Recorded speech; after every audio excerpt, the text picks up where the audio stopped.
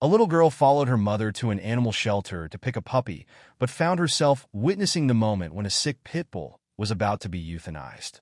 That's when the girl approached him and did something really shocking. "Stop. Please don't do it."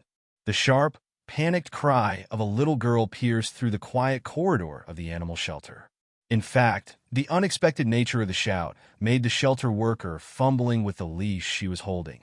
The door to the metal cage was already half open.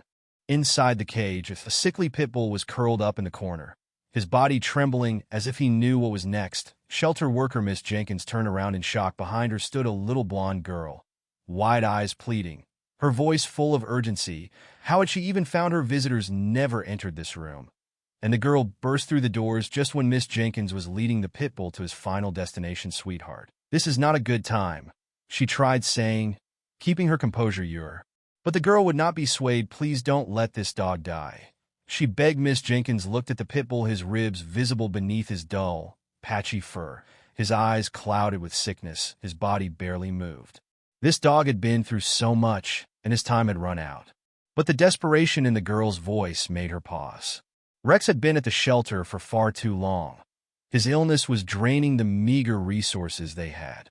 No one had come forward to adopt him, and his condition worsened. This was the only choice left. At least that's what they told themselves. Miss Jenkins swallowed hard and reasoned with herself. Euthanasia was a mercy, a kindness. Rex wouldn't suffer anymore. But looking at the little girl standing there, she couldn't help but feel that gnawing doubt. The leash was still in her hand, the door to the cage still open. Rex had yet to move, resigned to whatever fate awaited him. But that little girl. A woman appeared behind the girl, panting heavily, as if she had been running, unsure about what was going on, yet somehow sensing the gravity of the situation. CLA reached out to her daughter, placing a gentle hand on her shoulder, but the girl remained rooted to the spot, her gaze fixed on the pit bull. "Mom," the girl whispered, her voice trembling. "Mom, look at him." Claire's gaze followed her daughter's, settling on the pit bull's frail body. His breath was shallow, and his eyes were dim. She bit her lip, torn between the logic of the situation and the emotion swelling in her chest. "Emma, we should let them do their jobs," said softly, though her words lacked conviction. Emma shook her head, slowly. "No, not yet." Miss Jenkins took a deep breath and looked at the vet tech still standing by, waiting on her to give the go-ahead. Time seemed to stretch out, and the room was heavy with the weight of the decision hanging in the air. "Please, Emma," she whispered again, her voice barely audible, but it was laced with a strange sense of urgency neither Miss Jenkins nor her mother could quite understand. CLA sighed, knowing there was no easy way to walk away from this. She knelt down beside her daughter, looking at her with soft eyes. "Sweetheart, this dog is very sick. He's suffering. Sometimes hard choices have to be made to help them." But Emma didn't respond. Her eyes remained locked on Rex. And then, in one sudden movement, she stepped closer to the cage. Miss Jenkins flinched, almost instinctively pulling the leash tighter, but Emma didn't stop. She reached through the bars, her small hand trembling as she stretched it toward Rex. The pit bull blinked slowly, his head tilting just slightly as he sniffed the air, his gaze finally focusing on the girl's outstretched fingers. CLA held her breath, her heart pounding in her chest. Miss Jenkins watched in silence, her hands frozen, unable to pull the dog away. No one moved, no one spoke. Time seemed to stand still as Emma's fingers brushed against her nose. The dog didn't flinch, he didn't snarl or growl. He simply looked at the girl with tired, sad eyes. Emma knelt down, so she was level with the cage, her face just inches away from Rex. "It's okay," she whispered, her voice soothing. "It's okay." As she gazed at the trembling dog, her mind drifted back to the start of this momentous day earlier. That morning, Emma had woken up with this weird feeling in her chest, something she couldn't quite name. It was a mixture of excitement and anxiety, a sensation she didn't understand but couldn't ignore. Today was the day they were going to the animal shelter, and Emma had been waiting for it for what felt like forever. She had been asking her mother for a dog for months, ever since she saw her neighbor's golden retriever playing in the yard one afternoon. Emma had watched that dog chase after a ball, tail wagging, tongue hanging out, and pure joy radiating from its every movement. She had wanted that joy in her life too, but her mother Claire had always been cautious. Raising a dog was a big responsibility, and she wasn't sure her daughter was ready for it. She didn't want to get a dog, only to discover that Emma would lose interest after a few weeks. It was a commitment, and Claire wasn't ready to make it lightly. Still, after weeks of pleading and promises, she had finally agreed to visit the local shelter. Well, look, she had said, making it clear that they weren't making any promises, but we're not bringing home a dog just because it looks cute. We have to be sure. Emma had nodded eagerly, understanding that her mother was trying to be responsible, but her heart was already set. She knew she would find the perfect dog, one that needed her as much as she needed it. When they arrived at the shelter, Emma had practically bounced out of the car, her excitement bubbling over. Inside the shelter, there was a buzz of activity. There were rows of cages filled with dogs of all shapes and sizes, some barking loudly, while others were lying quietly in the corners. Emma had walked up and down the rows, looking into each cage, hoping to find the perfect dog for her. Some of the puppies were friendly, wagging their tails and jumping up to greet her, while others were shy, hiding behind their cages, wary of strangers passing by. Then, just when she was about to give up hope, Emma spotted a cage on the far end of the room. Inside it was a pit bull, lying motionless on the floor. He did not bark nor wag his tail. He did not even lift his head when she approached. Something about his position caught her eye. Just lay there so still and quiet, tugged at her heart. She knelt down in front of the cage, tried to get a closer look. His fur was patchy and dull, and his body looked frail, as if he hadn't eaten in days. His eyes were half closed, and his breathing shallow.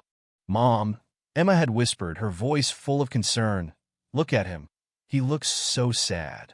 Cla had walked over and kneeled beside her daughter, her own heart aching at the sight of the pit bull. He was in rough shape, far worse than the other dogs they had seen. She didn't want to admit it, but this dog may not have much time left, sweetie. He's very sick, Claire had said gently. "I don't know if we can help him, Emma." However, she had shaken her head, her eyes never leaving the pit bull. "He just needs someone to love him." Cla had hesitated, aided, torn between her desire to protect her daughter from heartbreak and the hope that maybe, just maybe, they could make a difference in this dog's life. When Miss Jenkins approached them, her expression was somber. "I'm sorry," she said, "but this dog is scheduled to be euthanized today.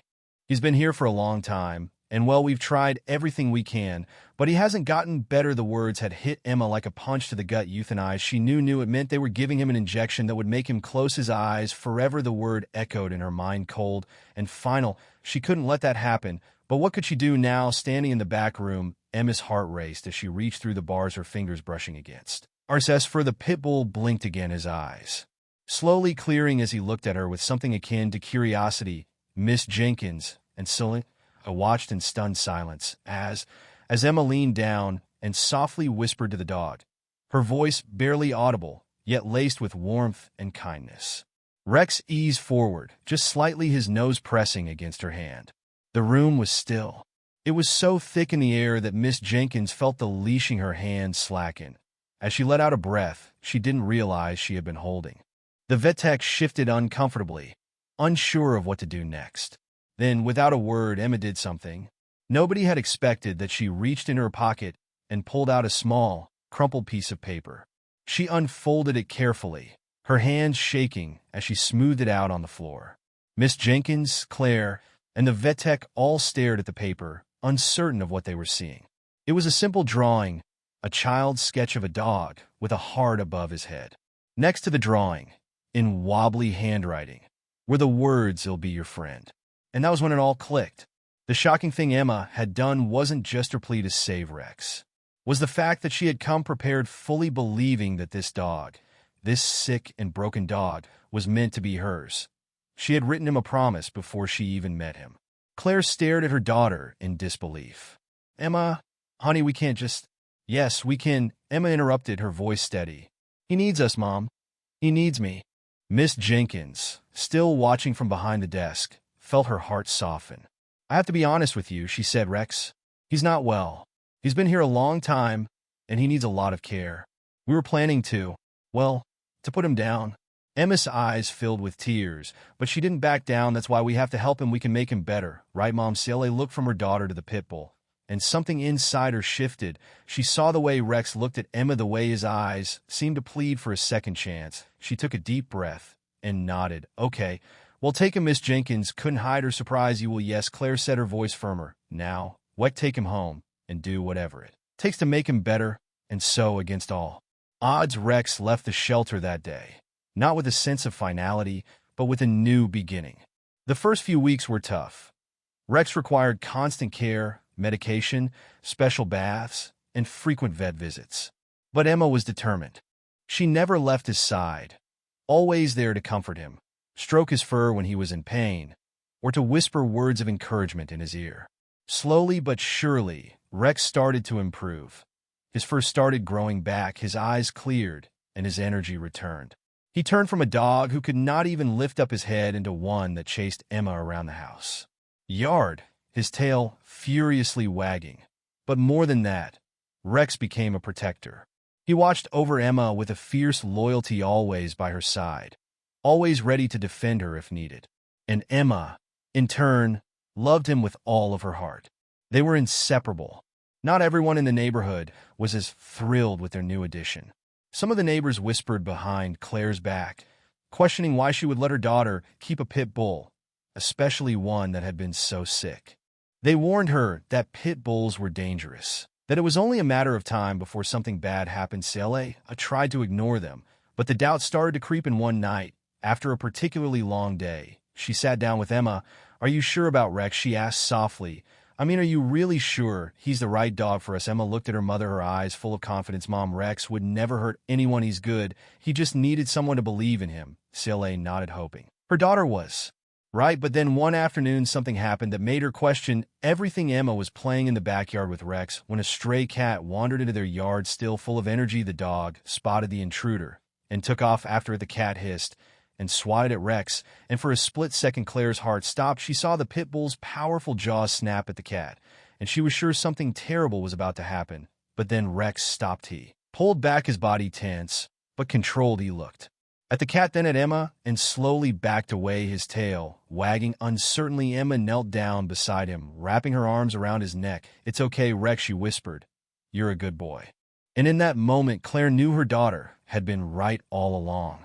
Months passed, and Rex became a loved member of the family. The one sick and broken pit bull now was a picture of health and happiness. Physically, he had changed. Emotionally, all thanks to the love of this small little girl who saw something in him that no one else could. One late afternoon, when the evening sun turned into a brilliant shade of orange, Claire sat on the porch watching Emma and Rex playing in the yard. She couldn't marvel at how much their lives had changed since that day at the shelter. Rex went from being a dog about to be euthanized to a dog that had found a new lease on life, a life full of love, joy, and second chances. And it was because of a little blonde girl who came near him, stretched out her hand, and performed the most astonishing act. She believed in him when no one else did. As Claire watched her daughter laugh and run with Rex, she realized that sometimes the most unplanned choices lead to the most beautiful consequences. Have you ever witnessed a small act of compassion that had a profound impact on someone's life? What would you do if you were in Emma's position, facing the decision to save a sick dog that others had given up on? Share your thoughts and experiences in the comments below. And thank you for listening to this heartwarming tale of a little girl's unwavering belief in the power of love and second chances. Join us for more interesting and compassionate stories like this one.